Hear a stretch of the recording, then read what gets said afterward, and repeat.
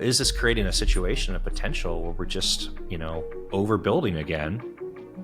And who knows what happens? It's an interesting question again. If you look at the traffic dispersion and the traffic patterns today and the demand and supply, AI is not the highest. You look at all kinds of reports out there on the ether, AI orientated traffic is still in the low teens when you look at the amount of traffic going across the backbone network. There's still a whole host of cloud adoption. There's still a whole host of streaming traffic. Based on what we're seeing today, it's still nascent. So is there a danger of overbuilding?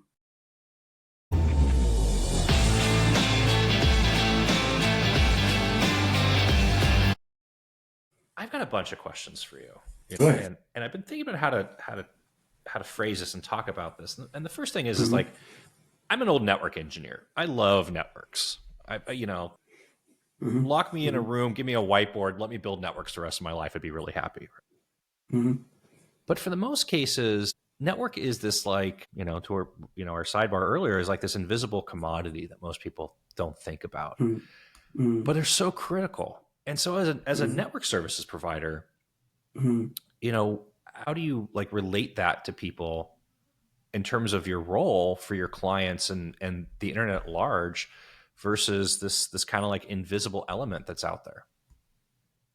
It's a very interesting question. If you look at telcos like us in particular, we are building the most basic infrastructure, right? We are building the fundamental optical infrastructure that carries about everything. In some ways, it looks commoditized, it looks boring, but it is the infrastructure that helps our clients build and innovate on top of that. It is, at one level, the most basic infrastructure, optical networks. We are talking about optical cables, wavelengths, ducts, pipes, subsea networks. Sounds boring. And then you look at the other aspect, a big chunk of the world's internet traffic flows on this network. A big chunk of hyperscaler traffic, a big chunk of content, everything flows on this network. So at one level, we are building fundamental basic infrastructure, but what travels on top of that is super critical. So that's one way of looking at it. Today, networks are, fiber is very resilient. It's very fast. The average experience for somebody, whether it's residentially or commercially, is really good. You think back even 10 years ago, and, redundancy was a much bigger thing for the average corporate user. And that's a big testament to the actual network operators and how good things have gotten. Now, you say like, exciting, not exciting. Subsea is very exciting to me. And I think that's just part of also because I've like watched videos of ships laying subsea fiber. And, there's like this sense that I get with people that this is like networking is a solved problem. What I mean by that is like, oh, there's nothing new and exciting coming or nothing new and exciting that we can do. But then I look at, these maps from like topography, or these that show these subsea systems. And you're like, there's lots of ocean out there that we still don't have cable in. So how do you think about markets and think about cable routes and like, where cable needs to be versus do we invest here? Do we not invest here? Is this customer demand driven? Is this build it and they will come driven? Like how do you guys approach that? I think it's a combination of a number of factors, and things are getting quite dispersed today, right? So what's happening? You have the traditional demand and supply question. And where's demand going? So you still have a great deal of cloud adoption. You still have a great deal of streaming. You still have data centers growing all over the place. And then you have the most famous buzzword of today, AI. So there is a need to build connectivity to where computing is being done across the world. And that drives a lot of demand, and that drives the footprint for telcos like us. So to answer your question, a lot of it is driven, it's a combination of both demand and our prediction of where demand is likely to be. So there is an element of follow the hyperscalers, follow the data center footprint, and then follow what we believe could be demand for the future? Bandwidth consumption from an actual end user, from whether it's a user, the device, whatever it is, has relatively flatlined on a per user basis. And what I mean by that is like the densest traffic the average person can consume is streaming media. And there's lots of different reasons for this, but codecs or video delivery, this isn't like gigs and gigs or gigabits and gigabits of data being flowing to an individual consumer.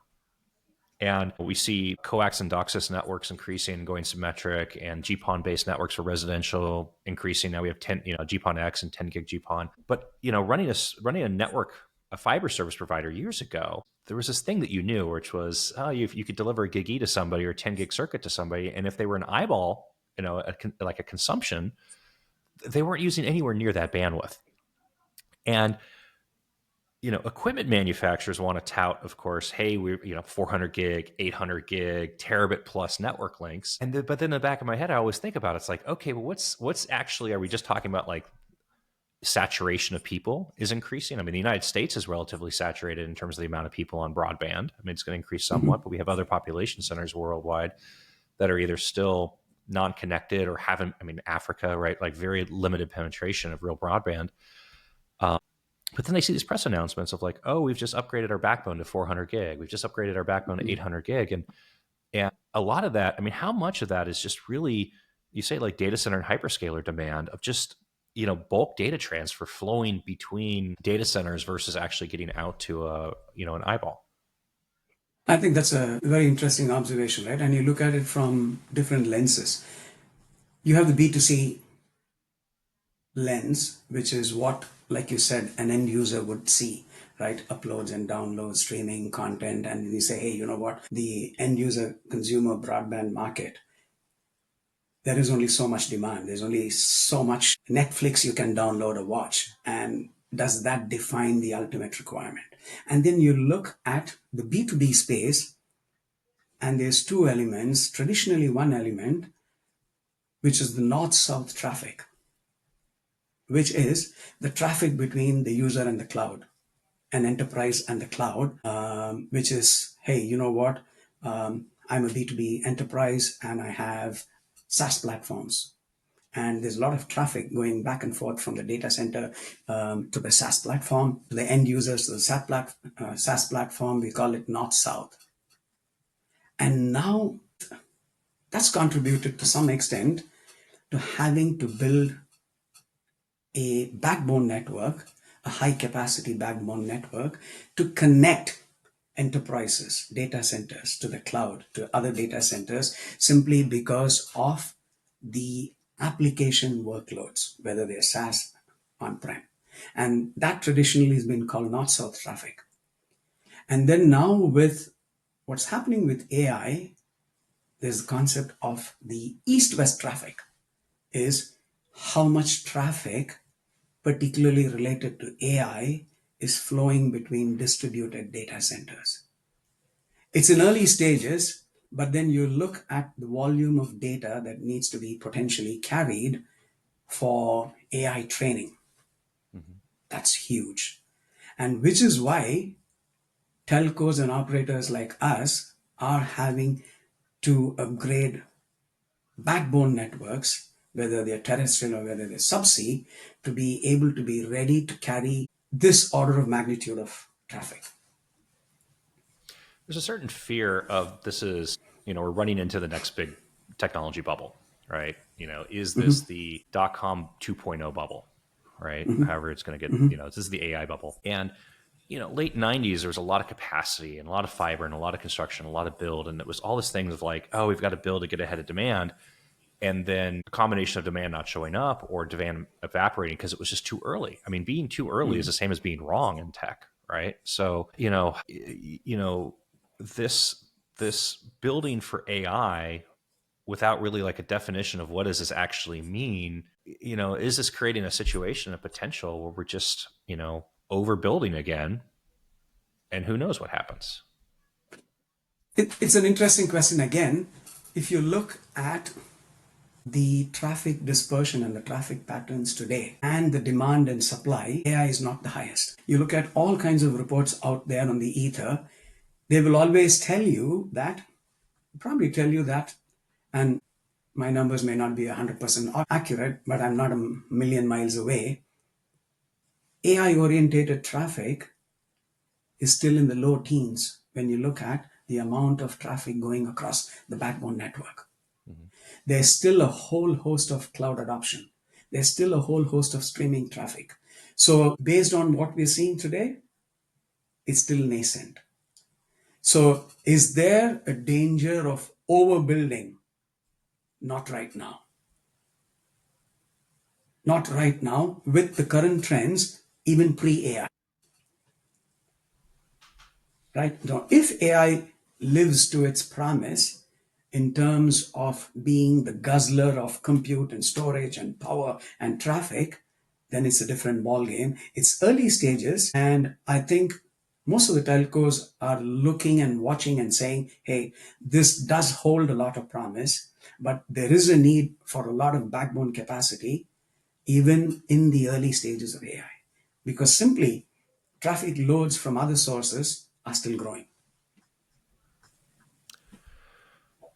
Um, the race with subsea cables, global crossing started, was driven. I mean, there was a couple components of it, but a big component of it was decreasing latency. Right? And now, when we're talking with clients about networks and network architecture and design and links, part of the conversation is always latency, and part of the conversation is then bandwidth and consumption. What's the actual speed of the pipe? And as a telco, as a service provider, how do you balance those two? And what do you see from client demand now in terms of like, are they chasing latency? And if you turn around and say, hey, we can shave off X% of latency, that's going to open up a new market. Or is it really like, hey, we need this upgrade from 100 gig to 400 gig or 400 gig to 800 gig, and that becomes the driving factor? It's a mix of both because it's really dependent on the applications that are driving the need for capacity. And again, you can look at it pre AI and during AI. Pre AI, there's still a need for large bandwidth simply because of the north south traffic that's still growing, right? Which is the cloud traffic, the hyperscaler traffic. And then pre AI, there is a need for low latency for specific sectors like trading. Anything that's real time doesn't have to be all AI. So there is a mix. There's a demand for both capacity and for low latency. And it's a horses for courses situation and say what application requires low latency or high capacity. And then your networks are designed and structured as such.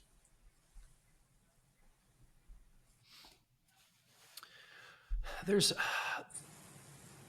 there's another interest for somebody who hasn't built a network or managed a network, right? This wouldn't be front of mind, but in networks, you've got this interesting teeter totter, right? Where the more endpoints and nodes that you have on your network, the value of your network increases. But with each node that you add to your network, the complexity of managing that network also exponentially increases, right? So the fastest networks have the simplest architecture and have the least amount of nodes on them. But then the utility of that network is less than the utility of a network with lots of nodes, right? So how, from like how do you approach this with EXA, right? Because you've got a big build in Europe, a lot of edge, a lot of endpoints, a lot of markets. The EU is a very interesting animal, in terms of like where the population centers are and what countries are connected. But from a planning standpoint of like thinking about, let's go put something here now. How does that weigh, complexity versus utility? In our case, because we are fundamentally a service provider at the most fundamental level. As you start bringing in layer 2, layer 3, Ethernet, IP, then networks get more and more complex in terms of the Mm-hmm. nodes. Look at a telco like us, there's a subsea element, which is really at the end of the day, hey, you have a big body of water in between, and then you have nodes on either side. From a number of nodes perspective, it's fairly simple.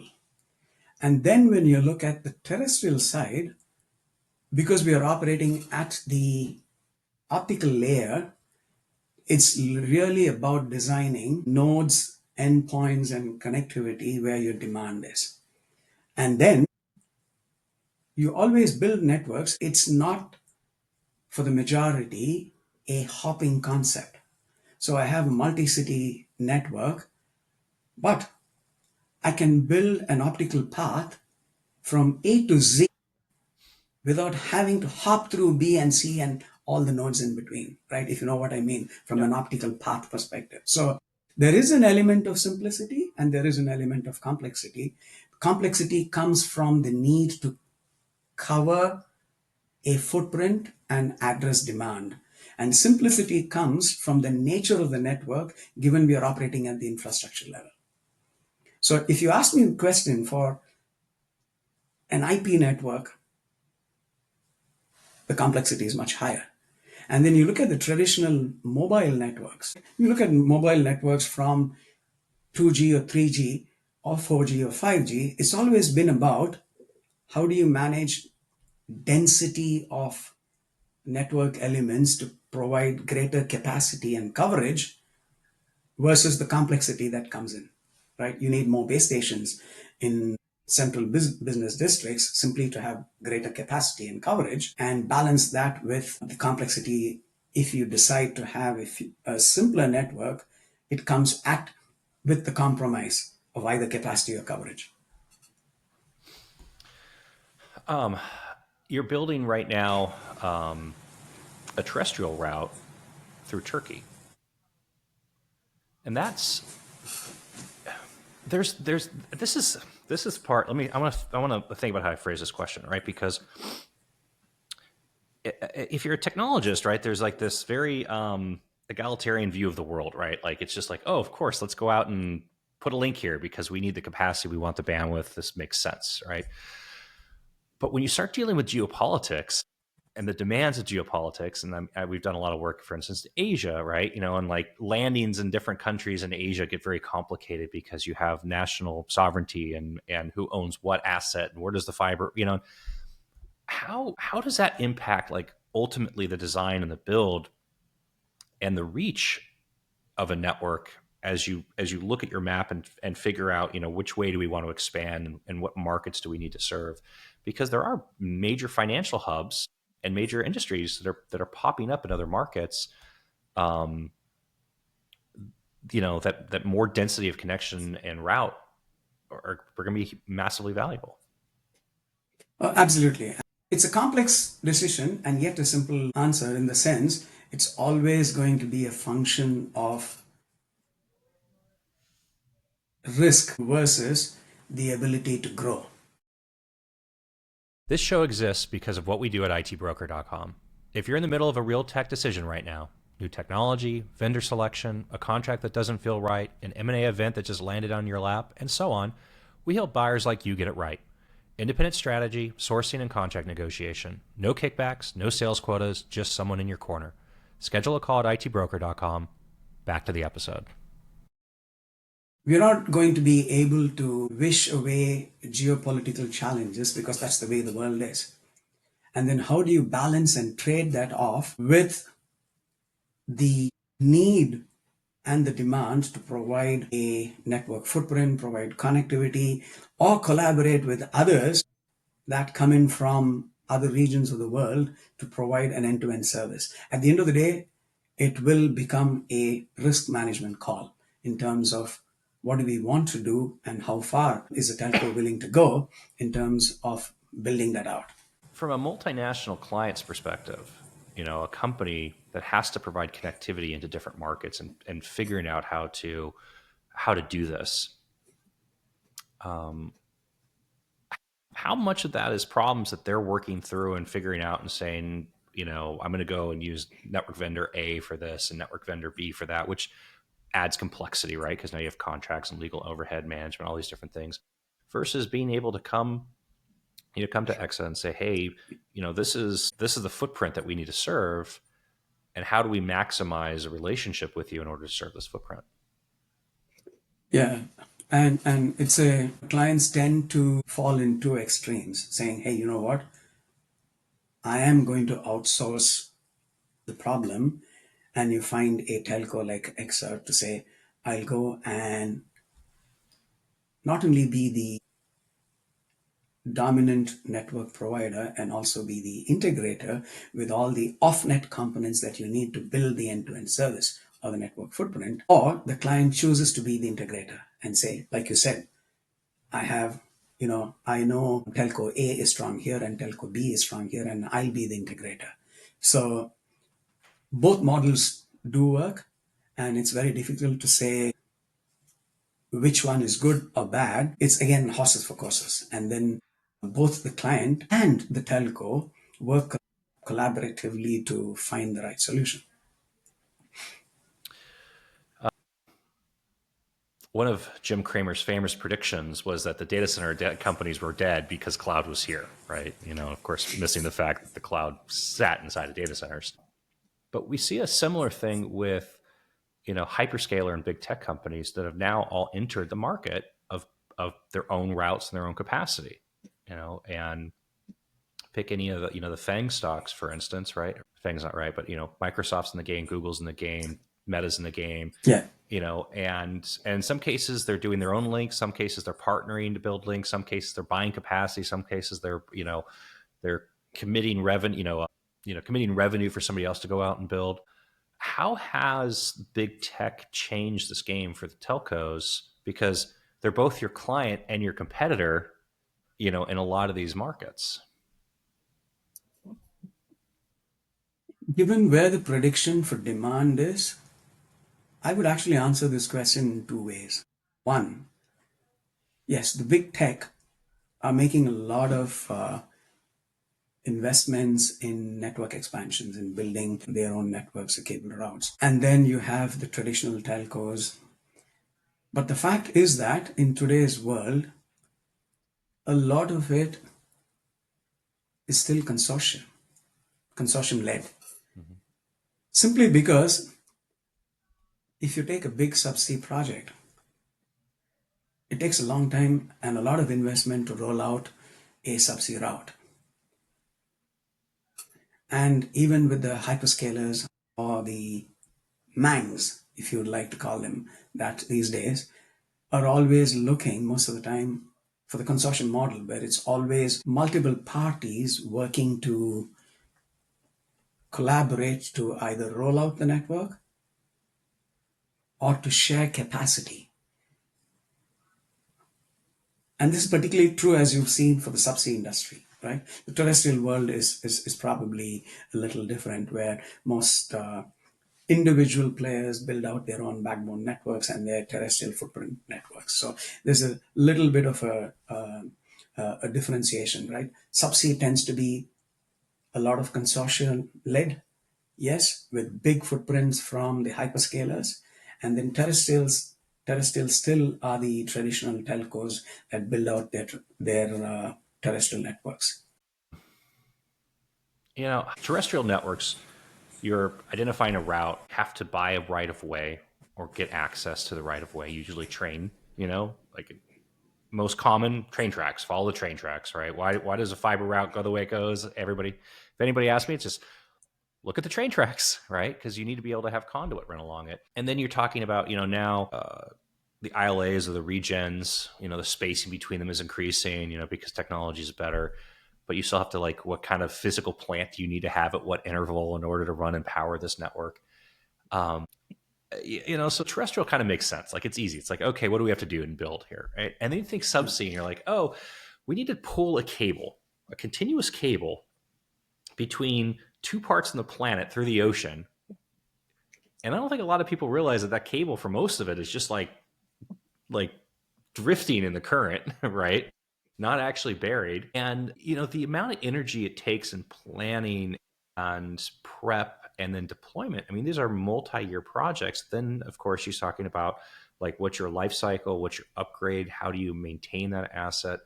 So from a capacity, like terrestrial networks, it's easy to send somebody out and go and change equipment. I mean, and when I say easy, it's complicated, but it's easy. When you look at your subsea assets, what is your planning and refresh and upgrade, iteration cycle with this? how many years forward are you looking? What kind of capacity planning do you have to get into? How do you even, I mean, how do you take a guess of like, if you're doing a 5-year cycle, what kind of upgrade is necessary? Absolutely. And it is important to get the planning right, right? So we are always looking at a number of factors. What's the current capacity?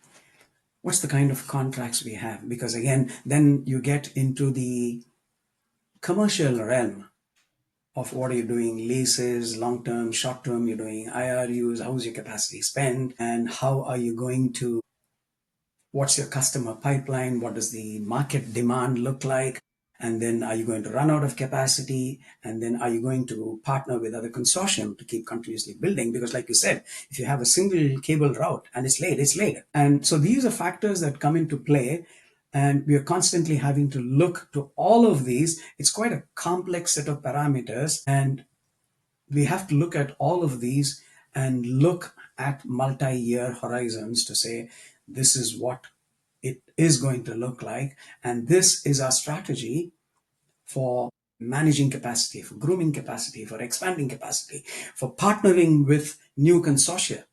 And once you put all of these parameters in the mix, and then you say, hey, you know what, I think we have reasonable clarity on what a 3-year, 5-year plan should look like and beyond. And yes, we've got to get it right. That's important. This is part geopolitics and part planning operations, right? So cables going across the North Atlantic or even the Pacific Ocean. Let's say simpler geopolitics, cables running through the Mediterranean Sea, more complicated politics. Also, it seems to be a lot more accidents of ships dragging their anchors and cutting cables. How do you manage that with this from a service provider, right? Because you have customer obligations and contracts, and of course your network stability and health that you have to maintain. But there's this like pretty big X factor that you have to contend with of what else is happening in these regions. Yeah. And I think you can see the trend both from client side and from service providers like us is in these kind of geopolitical situations or high risk situations, you'd always plan to build a service with resilience. And the resilience comes from alternate routes that bypass any potential risky areas or options via terrestrial options to mitigate the risk as much as possible. And that's happening, as we say, across the world, because it's very difficult when you're carrying critical traffic to not plan to have resilience in terms of alternate routes or paths, subsea and terrestrial, is not something that customers and the world does not recognize. So, for the region that you pointed out, for example, the Mediterranean, all, to my knowledge, all telcos and clients are building resilient planning into their demand and saying, I need connectivity from A to B. I know this traverses this region, and what's my backup? Western eco- And there are backup coming through the terrestrial network as well. Western economies have typically ignored developing economies as it relates to like network build, right? So North America, very dense fiber. Start looking at LATAM. You know, it's like a network desert in a lot of these markets. Africa, India has going through a lot of development, both data centers and network, and so that's coming up. But India and Southeast Asia were also both relatively like network deserts, and I'll use that term. And it's always surprised me because having clients in these markets, there is a lot of economy and a lot of revenue and a lot of opportunity, but it feels like there's this massive disconnect of why aren't networks building in these markets more aggressively? And you look at Africa, and Africa has these subsea networks that kind of, stay and just kind of hopscotch down to South Africa. In South Africa, you can never get enough network bandwidth out because there just isn't a lot of capacity built down to it. And we have the same thing in Latin America, South America, where these networks would build down, and Brazil, huge, massive population center for, but horrendous networking for many years. Now it's getting, South America, Latin America is getting much better now. And we have a lot of build going on. But what is the disconnect here, and why have these locations been skipped by the investment decisions to build these networks out? Because there are a lot of people, and there's a lot of cell phones, and there's a lot of commerce, there's a lot of revenue, and it feels like whoever gets there is going to benefit from facilitating that. Yeah, I think it's a combination of a number of things, right? Historically, like you said, some of these regions have been underserved. And now, with the growth of the need for computing and data centers being built there, historically, I would say it's a combination of a number of things: perceived demand or lack of it, and probably the geopolitics, politics, or the ease of doing business in some regions or the lack of it. I think it's a combination of these factors that have probably been a perceived block. And it's good to see some of those being overcome now, right? With network penetration and data center growth in some of these regions growing, it's a good sign. So if a stable government made it really easy for somebody to build a you know 10 gigawatt data center project in the western coast of Africa, for instance, you'd think that would drive like all, people would come and consume it, right? Because I mean, you can't put that kind of project anywhere in Europe at this point. The space isn't there, the power capacity is not there, the demand's not there. It's an interesting perspective of just the need for space and power driving or forcing construction and markets that have been overlooked in the past. Yeah, and there's a new factor that might come into play, and I do not know how much of that will be relevant in LATAM or Africa or other parts of the world, is the growing need for data sovereignty. Mm-hmm. Most administrations are coming up with, most governments are coming up with their own strict data sovereignty requirements. And that's probably going to drive some level of penetration of growth, because then that becomes a mandated requirement. And that might also deliver a certain level of push to both data center and network growth in some of these regions. How data sovereignty is an interesting animal, right? The idea of whether it's let's just say EU, right? You have an EU mandate for data sovereignty, so we have to keep data in region. It has to be within our. But when you're dealing with an underlying service provider then's not that has assets or has touch points with other jurisdictions, I mean, like how it feels, it's almost like it's like a wink wink nudge nudge thing. It's like, okay, our data is resident in this region, but people in this other region have access and and influence over it, and it feels like this is getting messier and messier as opposed to actually easier and better. It is going to get more difficult in terms of being able to access data across regions simply because of the regulations that come in. It's not an unsurmountable problem, but the industry is going to have to build additional controls to be able to manage that in a way that meets the regulatory requirements.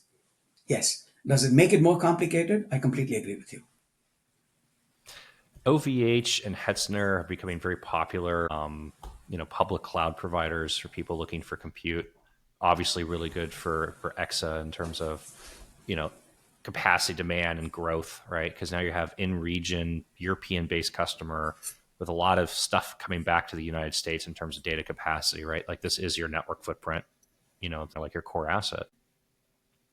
Do you feel like the EU is moving in this direction of actually going to position themselves to be more competitive in the startup space with the United States? I think there are some good signs of that happening. For example, you've seen that we signed a deal with Geant, Geant, the R&D organization, and that's for collaborating research across continents.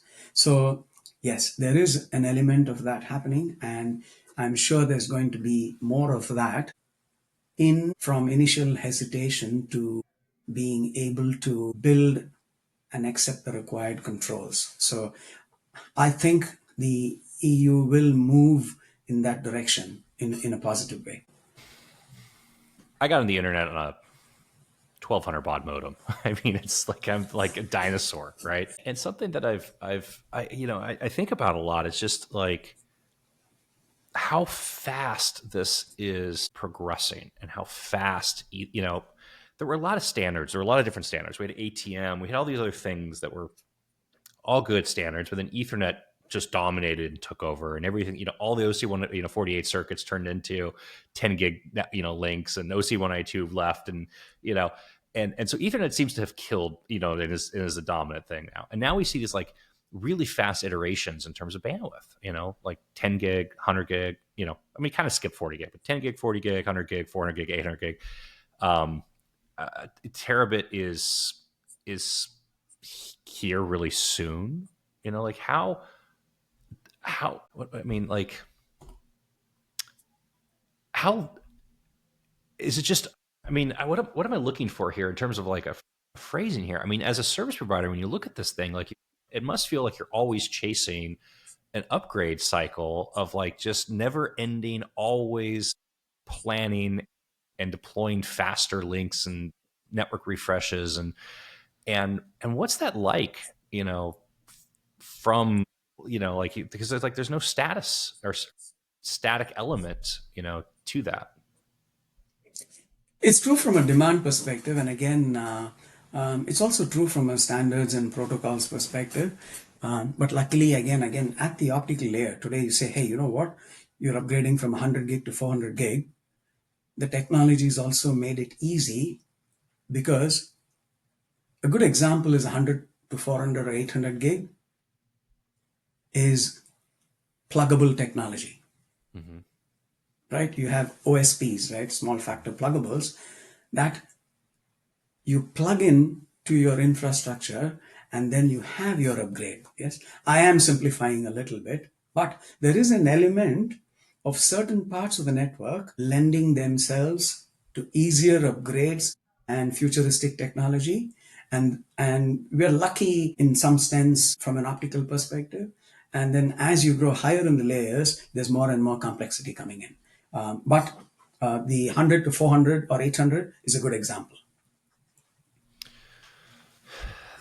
What always surprises me about, or what surprised me about that, is it's not just like the cost of the router or the cost of the optic. It's like how much power do these things consume, and what's the footprint of the optic, and how much power does the optic consume, and you know, and it's not something you think about until all of a sudden you take a step back and you're like, okay, we need to deploy 1,000 of these optics across our network, and how much power do they Yeah. actually take? Um, I mean, is the entire tech industry just really a proxy for how efficient power generation and distribution is on the planet at this point?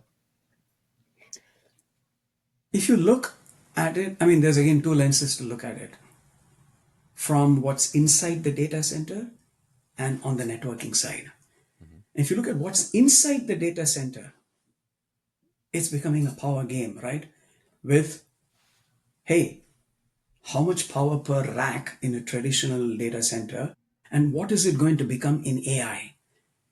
And that's orders of magnitude different. And then you look at the networking side, it's actually becoming better because you look at modulation technologies. You look at the capacity, you look at spectrum utilization, they are actually compressing the footprint and the power. So there's one part that is going to guzzle more and more power, which is really your compute and storage, and that's because of the demand. And then the networking or the optical technology is actually improving in terms of the physical footprint, and that makes it better. So it's a side, it's a coin with two sides. Mm-hmm. Modulation is a and spectrum consumption is it's a good point, right? Because I mean, how many wavelengths are you running on the average, long haul route at this point? Yeah, I mean, you theoretically you could do 80, right? And the technology is constantly increasing, right? There's a theoretical limit, and then you have what's in your network, and then what happens for the future, and that's constantly increasing, Right. right? And that's why you say, hey, you look at your capacity and say, hey, what's your throughput per wavelength? What's your throughput per fiber pair? Which is the number of wavelengths in a fiber pair, and then hey, how many fiber pairs can you pack into a cable? And then you say, hey, I have this big fat pipe. So that becomes, I mean, so now you get into some really interesting planning and like contracts, right? Because if you're putting a cable in, how many strands are in that cable, right? How many wavelengths do you put per strand? Who Yeah, owns the strands? How do you cut those strands up? Are you selling wavelengths? Are you selling strands? Are you selling capacity? There's like that. I don't know. There's probably like a dozen different business models just in that 30-second statement, right? totally agree. Totally agree. Yes. And it becomes a combination of a technology and business problem. How much of the capacity do you own? How much of the capacity are you willing to lease? How much of the capacity are you willing to lease on short term? What's your IRU model, right? And then how are you going to divvy up the capacity? How much are you willing to lease out or share? How much are you willing to buy from a partner? All of those come into your strategic planning that we discussed a few minutes ago, right? And it drives a number of things, right? How do you plan? What's your financial planning? What's your technology planning? Because if you're doing a whole bunch of leases, then so you're doing fiber pairs, then you need to plan equipment somewhere. You're doing a combination, you plan your network a different way, and that has a commercial model. Yes, all of those are definitely true, and they become a part of the planning process. Are your clients dominantly looking for capacity, like bandwidth? Are they looking for wavelength so they can run their own whatever they want? Are they buying strands? I mean, I'm not talking about like clients like telco to telco, right? Because telcos want control of their own infrastructure and they want region and they want stuff. But like from a B2B standpoint, I mean, is the average B2B client moving into wanting to have control of strands in their own wavelength? Or are they just saying, hey, I need 100 gig from point A to point B? We're actually seeing a mix of both. There are, because sometimes, regardless of the segment of your customers, you will find customers that are quite knowledgeable, that are willing to, that are keen to run their own networks. They need to have the control and the flexibility. And there are customers that want to, clients that want to have someone else manage it for them. So we're seeing a healthy mix of both. For companies that don't know that EXA exists, right? Because it's not something that you guys are going to see on the street installing residentially, right? And unfortunately, in a lot of cases in business tech, what the residential tech influences and comes across from that standpoint, that awareness, like, oh, what's like your effective like education or go to market style of like, hey, this is available to you. You this product, this service in a different way. Because TS, everything you're saying here is just like we're flexible, we support a lot of different ways. There's lots of different options here. People need us differently, and from a customer standpoint, that's a really good thing to hear. From a potential service provider. Yeah, and this is an interesting marketing perspective. And you look at the B2C industry and the B2B industry. Let's kind of accept it. It's an industry, particularly when you look at subsea and you look at terrestrial networks in our space, everyone knows everyone. Are we looking for a lead that comes out of nowhere from someone that we don't know? Probably less likelihood. We would love that. But I think it's a reasonable assumption to make that this is an industry where everyone knows everyone. So it's a good thing. And sometimes you end up saying, hey, you know what? Are you doing the right amount of marketing? And then there's another picture that says, hey, everyone knows everyone. And then you become known on the basis of your capabilities of what you can deliver, your network footprint, your capacity, and your focus on your business and the way you deliver your business is probably my take on this.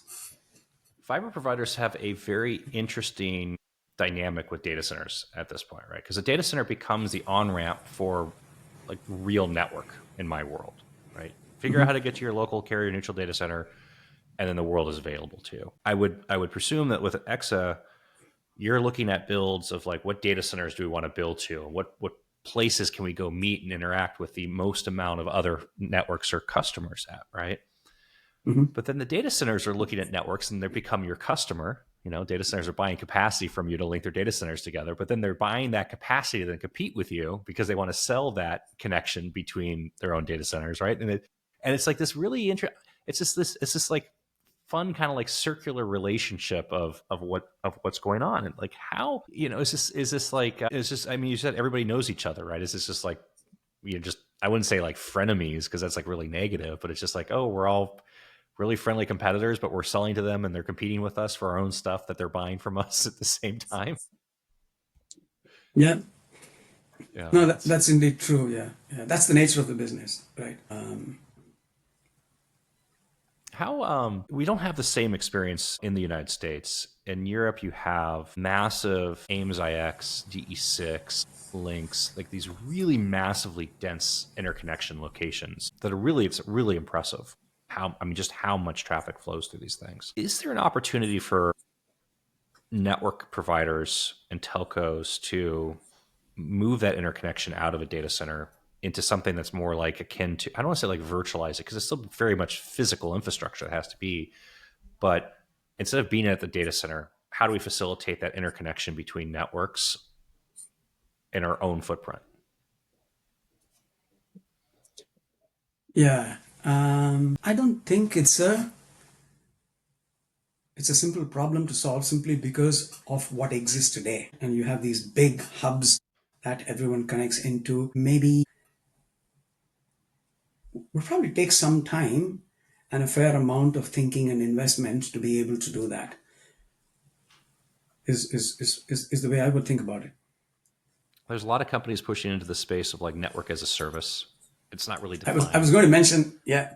Yeah, it's not really defined what it is. It's one of these like squishy terms that's out there. And um, I've been trying to figure out and explain, or you know, just like what does network as a service actually really mean for us? What does it mean for our clients? How do people take advantage of it? You know, a lot of time, you know, in a lot of cases, this idea of NAS started from like we need to figure out how to connect to a VPC and a cloud provider easier, Yeah. right? Like just Yeah. how, and like a relatively simplistic problem that was really annoying.